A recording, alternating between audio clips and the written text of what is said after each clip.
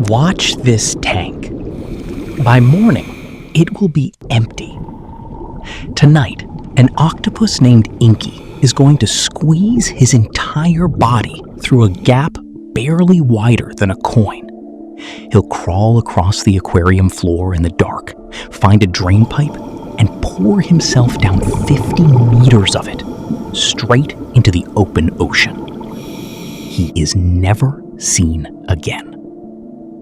And the scientists who study these animals were not the least bit surprised.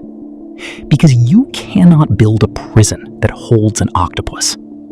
And the reason why is genuinely unsettling. Aquariums and labs have tried everything.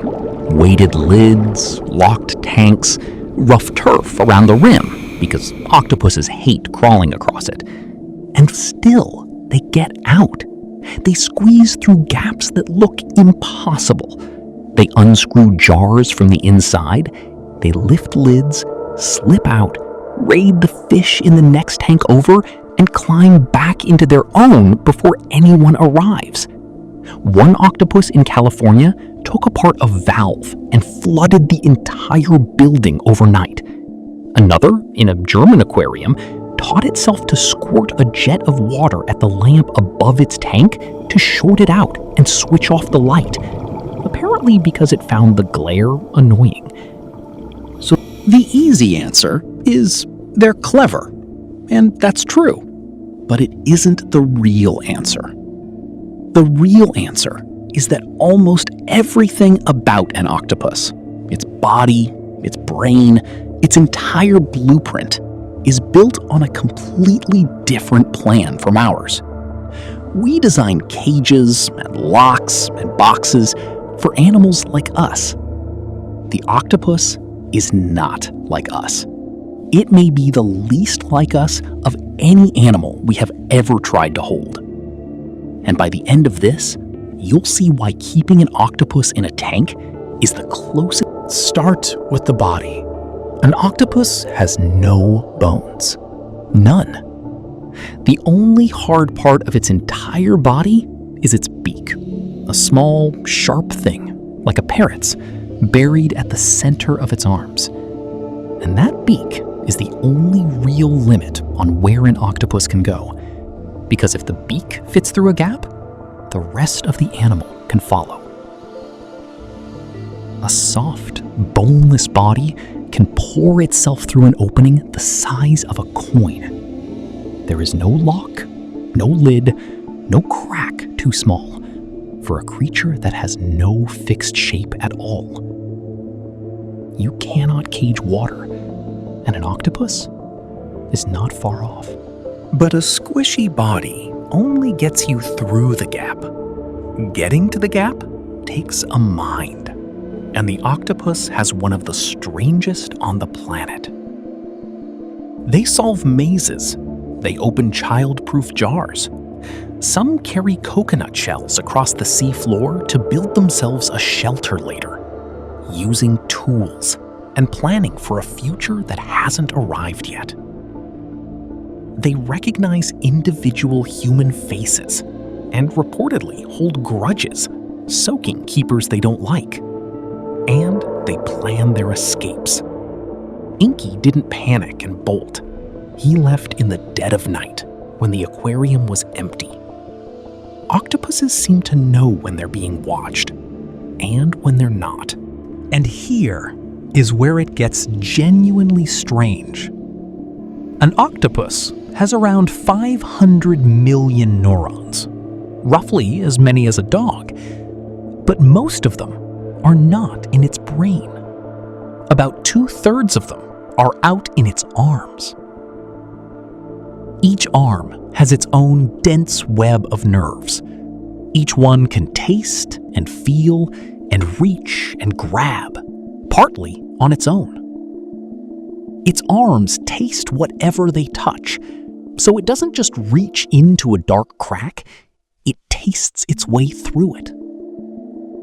Cut an arm off, and it will still recoil from pain and grasp at food. So when an octopus escapes, It may not be one mind commanding 8 limbs. It may be closer to 9 minds cooperating. A self that isn't in any one place. That is why an octopus is so hard to hold and so hard to even understand. Everything we build around minds like ours. A single self in a single skull inside a body with a fixed shape. The octopus breaks every one of those rules. Its intelligence isn't in one place. Its body has no shape. It can taste with its skin and sense light without using its eyes. It can change its color, its texture, and even its shape in a fraction of a second.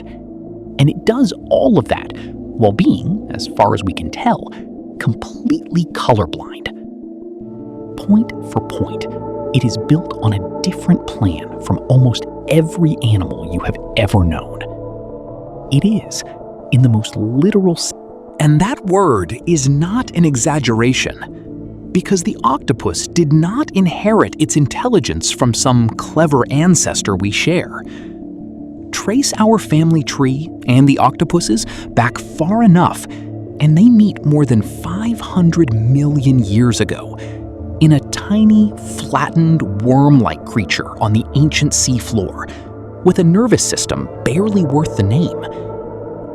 From that almost mindless beginning, complex intelligence evolved not once, but twice. Once on the branch that led to fish and reptiles and mammals and us, and once on which makes the octopus something extraordinary. It's the best evidence we have that intelligence is not a one-time fluke of our own lineage, that a mind can be assembled in more than one way. And it's the closest thing we will ever meet to an alien without leaving Earth. Because if we ever do encounter a mind from another world, there's no reason it will think like us, or be shaped like us, or keep itself in one tidy place.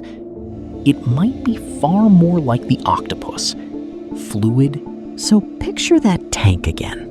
In the dark, the gap left open at the top, the wet trail across the floor, the drainpipe.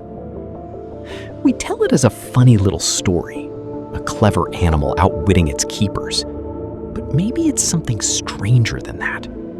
A mind we barely understand, in a body we cannot contain, quietly deciding it would rather be in the sea.